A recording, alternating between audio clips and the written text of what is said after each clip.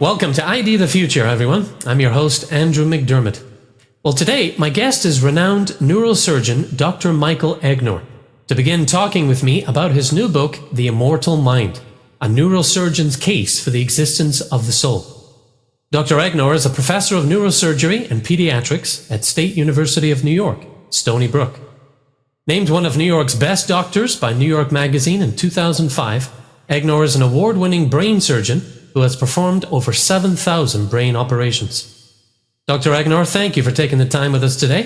Thank you, Andrew. It's a pleasure to be here.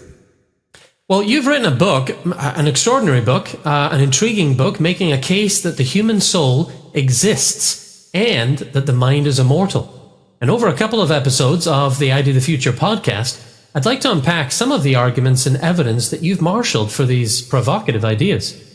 Now today, I'd like to tease out some of the key insights of your book, and in a separate episode, we can get into a little more detail and examples. Now, let's start with some helpful definitions. I always like to start by, verifying terms and making sure we're all on the same page. How do you, as a neurosurgeon, define brain, mind, and soul? Well, the brain is an organ. It's an organ like the heart is an organ, or the kidney, or the liver, and it has certain jobs that it does, certain functions. It's not the same thing as the mind, and it's not the same thing as the soul. The mind is several aspects of the soul. And I'll get to that in a moment. The soul is what makes the difference between a living body and a dead body. And that's Aristotle's definition, and I think he got it right. A soul is everything you do that characterizes you as being a living person. That is, a soul involves your heart beating and your lungs breathing. It involves your vision and your hearing and your capacity for reason and free will. All of that together, collectively, is your soul. One way of thinking of it is that your soul is everything that's true about you the moment before you die, subtracted from that the moment after you die. So your soul is your principle of life. And the mind is kind of a modern idea. The ancients didn't really think of things in terms of the mind. They thought of things only in terms of the soul. The mind is the powers of the soul that we associate with perception, with memory, with emotion, with abstract thought, and with free will. Okay, yeah, that's helpful. Now, neuroscientists have different opinions of the mind and whether it exists independently of the brain or not. Can you explain the difference between the materialist view and the dualist view? The materialist view is that in one way or another, everything that goes on in the mind is generated by the brain, that there is no remainder, there's no aspect of the mind that is not dependent completely on brain activity. And there are three general kinds of materialist perspectives on that. One is a reductionist perspective. A reductionist believes that everything in the mind is completely reducible to what's in the brain.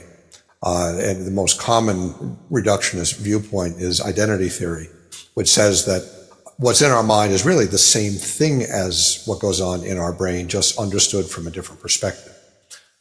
There's a non-reductionist kind of materialism that believes that everything that happens in the mind is completely dependent on what happens in the brain.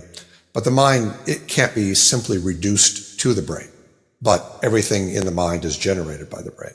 And the third is the eliminative materialist viewpoint, that the mind doesn't exist, that the concept of the mind is what they call folk psychology, meaning it's just kind of a common mistake. And we don't really have minds. We just have brain processes that we mistakenly interpret as being a mind.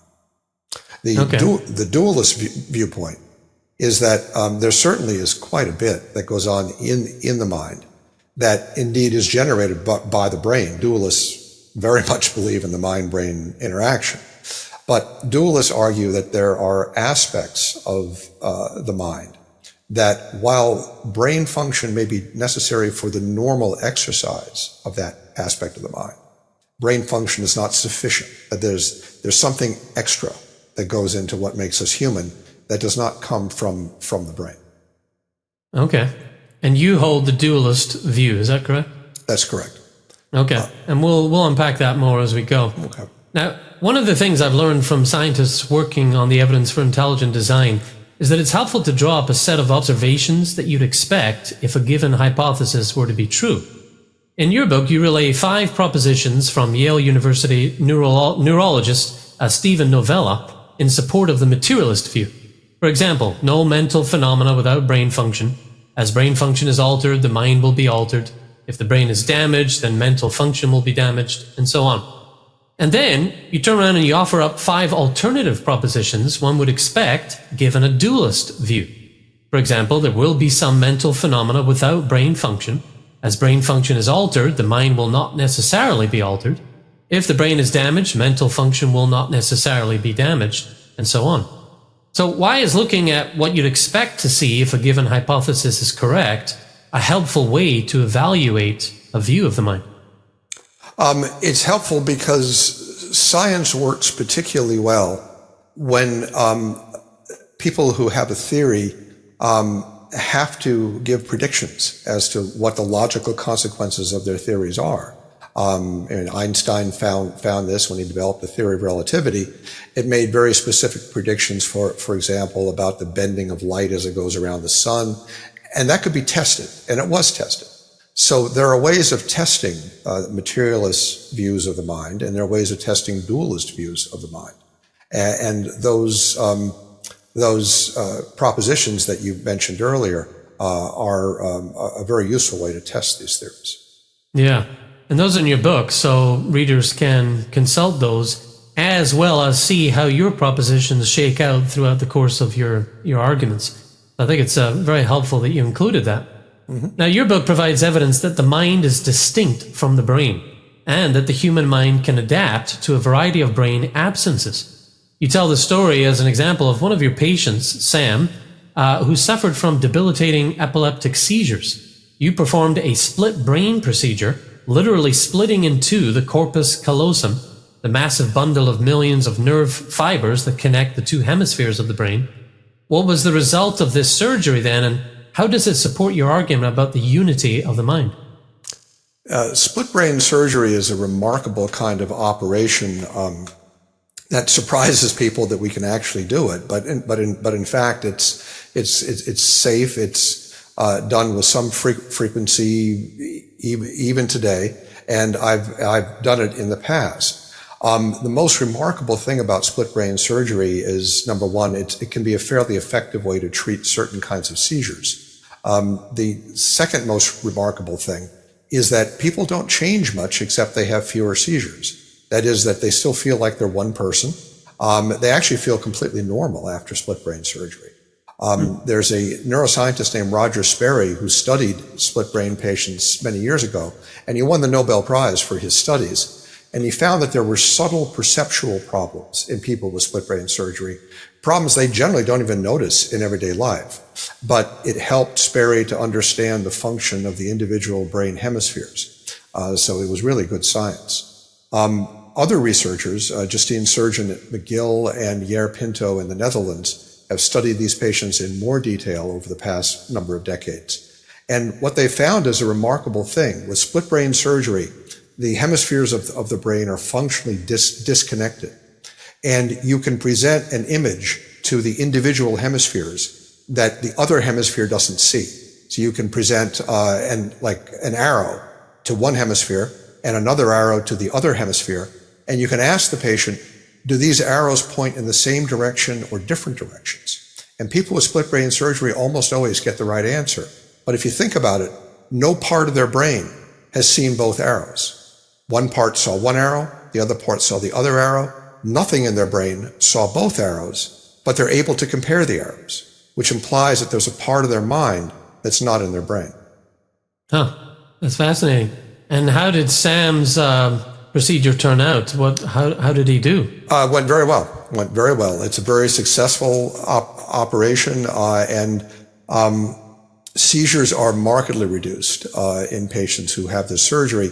Most patients with seizures don't need this surgery, but for certain kinds of seizure, it's really necessary to do this. Yeah. Now, you also discuss what we can learn about the mind and brain from cases of conjoined twins. How does this condition affect twins' individuality, their minds, and their souls? Yes, there's a small number of twins who are born conjoined at the head, and they actually share parts of their brain.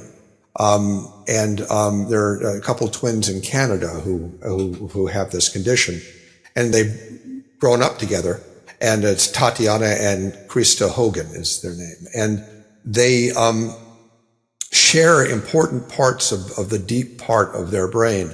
And they can do remarkable things that, for example, they can see partially out of each other's eyes. And if you touch one twin's leg, the other person knows you're touching that twin's leg. They often share emotions, although not entirely. But curiously, they don't seem to share higher intellectual function. That is that there's no evidence that, for example, one twin can study math and the other can study history, and they both end up knowing the subjects. That is that there's a definite distinction between their intellects, their capacity for abstract thought, and they certainly don't share free will, meaning that they have different personalities. Well, one twin likes certain things and doesn't like other things. So what the twins who share parts of their brain show us is that there are parts of the brain and there are parts of the mind that can be physically shared, that are physically part of the brain that can be shared with other people if the connections are just right. But there are other parts of the human soul that are not part of the brain and really can't be shared. And these two girls are definitely different people. They're completely different people in many ways, even though they share some perceptual abilities. And again, a very rare condition, but when it does come along, it gives neuroscientists, the ability to get a glimpse at the differences and connections between the mind and the brain. Well, your book makes an argument for the immortality of the mind and the soul. You discuss NDEs, near-death experiences. They're a fascinating phenomenon in recent decades, but you also report that they've been recorded by many cultures across, thousands of years. Can you give us a few examples of those cultures and what their experiences looked like in the past? Sure. Near-death experiences are surprisingly common. There's no question. There's been probably tens of millions of people over human history have had things like this, and there tends to be patterns to them that occur across cultures. People often feel that they're leaving their body. They often see their body, and they will hover in the vicinity of where they have died. And they often describe a kind of a tunnel experience where they go down a passageway and they come into a different world. And the world they come into is often very beautiful, although there are some negative experiences. There are people who have hellish near-death experiences. They're probably the most common ones are the pleasant ones. And people go to the other side of the tunnel and they see a beautiful world. They often will have some interaction with the divine figure. And they generally will meet dead friends and relatives. A fascinating aspect of near-death experiences is that, to my knowledge, there's never been a report of someone having a near-death experience where they met anyone on the other side who wasn't dead. That is, the only people they meet are dead people. And there have been a number of recorded instances where people with near-death experiences have met a dead person on the other side of the tunnel who they didn't know was dead before they died. That is, the death was not known to them. One example was a little girl who was in a car accident, and she had a near-death experience in the hospital, and her sibling had died in the car accident, but she didn't know that. She saw her sibling on the other side of the tunnel. Her parents had not died, and she didn't see her parents on the other side of the tunnel. And there's a very famous near-death experience. A woman named Pam Reynolds was a patient who had an aneurysm at the base of her brain, a blood vessel that was about to burst. And she needed a very radical kind of surgery to fix the aneurysm. It was done in Phoenix at the Barrow Institute by a neurosurgeon named Robert Spetzler.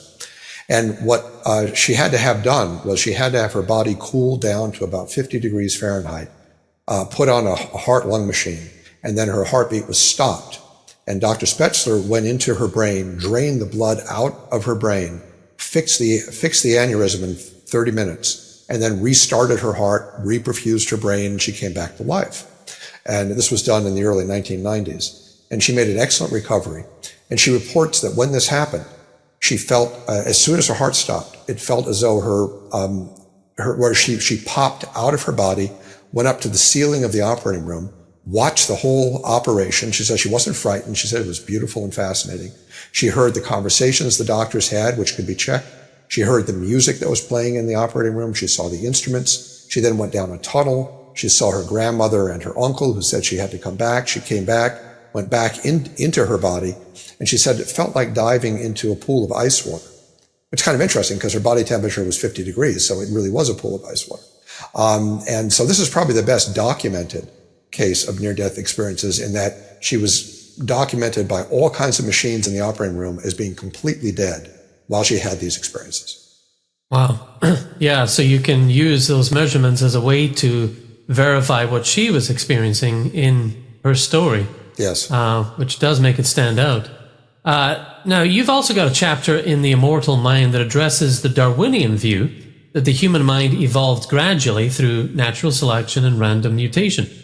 What aspects of human life do you argue are immaterial and could not be products of a Darwinian process?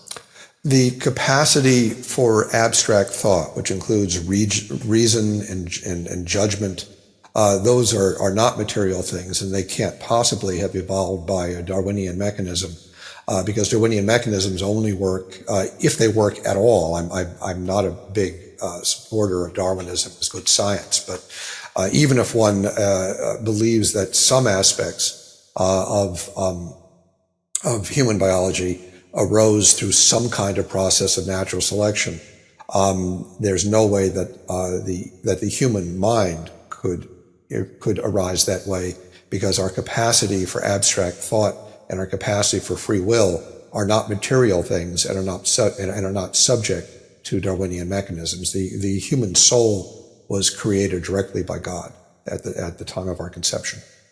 Right. Yeah. And of course, along the Darwinian framework, the intelligent design research community is challenging that on so many fronts these days. Yes. We have, a systems biology approach to, systems engineering, I should say, approach to biology, where you look at biology top down instead of bottom up, and it seems to make a whole lot more sense. And then there's the whole immaterial genome that Richard Sternberg has been working on, which is a very, very exciting idea. And the ID science on this is really first rate. It's really excellent science. And his work certainly dovetails with yours in that, your book could have been called The Immaterial Mind. Right. Because it's working along the same lines. Sure. Now, speaking of free will, you explain that free will denial is very popular among neuroscientists and scientists today. Why do you think this belief is so common, and why do you believe it to be wrong? Well, it's a very, very interesting topic. It's interesting for scientific reasons. It's interesting for philosophical reasons. And it's interesting for psychosocial reasons. I hold the viewpoint that everyone believes in free will. That there really is no one who doesn't believe in free will. I don't think there's ever been a human being who's ever lived who doesn't believe in free will. The reason is that belief is not merely what you say you think, but belief is what you do. It's how you behave. For example, if you ask an embezzler, do you believe in financial honesty? And he says, sure, yeah, I definitely believe in that. Well, he doesn't believe in that because he's an embezzler, because he steals money. So if a person who really did not believe in free will would have to stop living as if free will were true. And everybody lives like free will is true. Everybody feels that you can morally choose good or evil, or that other people morally choose good or evil. Everybody believes that they have some degree of genuine freedom in choosing. You couldn't live your life. You couldn't live your life as a meat robot. And a good example, if you have someone who doesn't believe in free will, is to, if you see them working on their laptop, just take your cup of coffee and hold it over the laptop and ask them, well, should I pour this coffee on your laptop? And of course, they'd say, no, don't do that. You say, hey, I've got no free will. I've got no choice. You can't blame me if I do. I'm no more responsible for pouring the coffee than the coffee cup is. So the reality is that everybody believes in free will. It's just there's some people who say they don't believe in free will. And what I think of it as materialist signaling, actually, is the term I use. And it means that they believe in the ideology of materialism so radically that they try to convince other people of how pure they are in their materialist ideology. Well, I don't even believe in free will. But of course they believe in free will because they behave that way. So I will believe that they don't believe in free will when they stop acting like free will is real. Right, right. Yeah, and that sort of gets back to the expectations I was talking about earlier. What are the expectations? What would you expect? What behavior would you expect from someone who says there's no free will? And does that match up to the reality of their actions? Sure. I mean, most people who don't believe in free will are perfectly ethical people who behave as if free will is real. In fact, some of them are real moral scolds. I mean, you read some of the blogs of Jerry Coyne, who is a biologist who doesn't believe in free will. And I'd say probably 80% of his blog is taken up with various moral exhortations to do this, to do that. But if you didn't believe in free will, then what's the sense of making moral arguments there? Because there is no morality. It's all just chemistry. And it's an easy way out too, determinism.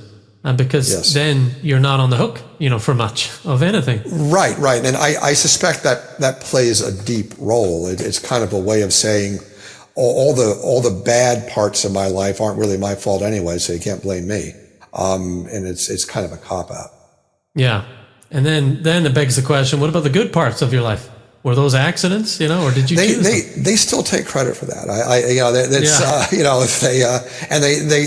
They still take their paychecks. I mean, it's, if they didn't freely show up to work and so on, and if they didn't freely have good ideas, then why would they expect to get paid? Yeah. Well, you've written that nature is not a closed system, and that it's possible that ordinary scientific causes in nature can come from outside nature. You also hold that science alone cannot interpret what science has revealed about the human mind. Science cannot tell the whole story, in other words. And so you've drawn from philosophy and theology in your book to make a whole, complete argument. What have you learned personally from your study of ancient philosophers and theologians? I know you did a lot of additional research, for this book, and also after you became a believer, your journey from atheism to belief in God. Did you come across very old arguments that were consistent with your experience as a neurosurgeon? Sure. The ancient philosophers got a lot of things right, and Aristotle and Plato and Thomas Aquinas, and basically even the way we think as modern people in the West is structured in a lot of ways from the work of Plato and Aristotle and their followers. Science can't explain everything, of course, and it can't even explain itself. That is, science is not a self-validating thing. If you define science as the systematic study of causes in the physical world, you can't validate the truth of science by science. You have to take a philosophical approach to say whether science can or cannot explain things. So science isn't even self-validating, let alone a complete description of everything in the world.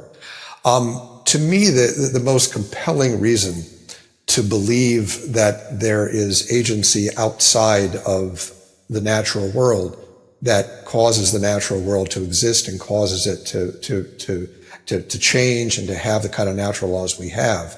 There are two reasons. One is that modern science, particularly modern cosmology, points us to the Big Bang. And the Big Bang is a cause that came from outside of the universe, because the Big Bang itself was not in the universe, because the Big Bang existed before the universe, or as the universe began. So the Big Bang didn't come from the universe, because the universe didn't exist before the Big Bang. So even basic cosmology points to causes that are outside of nature. The singularities that are inside black holes are completely undefined according to natural science, meaning there is no way that natural science currently understood can understand what's inside that singularity. So science can handle things that are outside of the natural world. It does it all the time. The second reason to believe that there's something outside of the natural world goes back to Aristotle's argument for a prime mover. And what Aristotle argued, I'll say it can be expressed in a simple sentence, that you can't go to infinite regress in a series of instrumental causes. And what that means is that if you have one thing causing another thing, and the causation is instrumental, meaning the thing that causes the effect has to continue acting as the effect is caused, you can't go to infinite regress. You can't just keep going back further and further and further. There has to be something at the beginning of the series of causes that is outside of that causal chain. And what Aristotle would say, what St. Thomas Aquinas said, is that is what all men call God. So God is not only very acceptable in scientific reasoning. I think God is necessary in scientific reasoning. And I think God's existence is actually, in a sense, a scientific theory, in that you can compile evidence for his existence. I think it's the strongest theory in science. It's the most thoroughly proven theory in science. Yeah, and I appreciate what you say about science there. But there was a time in your life, and we will explore that in a further episode, where you felt that science could explain everything, that it did have the answers. In fact, at one point in your life, you saw it as an escape, as a place to jump for truth and wisdom when life, didn't make sense or wasn't as great as you hoped it would be. So we'll explore that and just your journey from atheism to belief in God as part of our next episode. Well, I hope that this gives listeners, viewers, a little taste of what your book holds. We'll leave it there for now, but as I said, in a separate episode, we'll continue unpacking the insights you present in your new book. Dr. Egnor, I want to thank you for your time and being able to chat with us today. Thank you, Andrew. It's been a pleasure. Thank you. Well, you can learn more about the book and order your copy at theimmortalmind.org. That's the website, theimmortalmind.org. For ID the Future, I'm Andrew McDermott. Thanks for joining us. ID the Future, a podcast about evolution and intelligent design.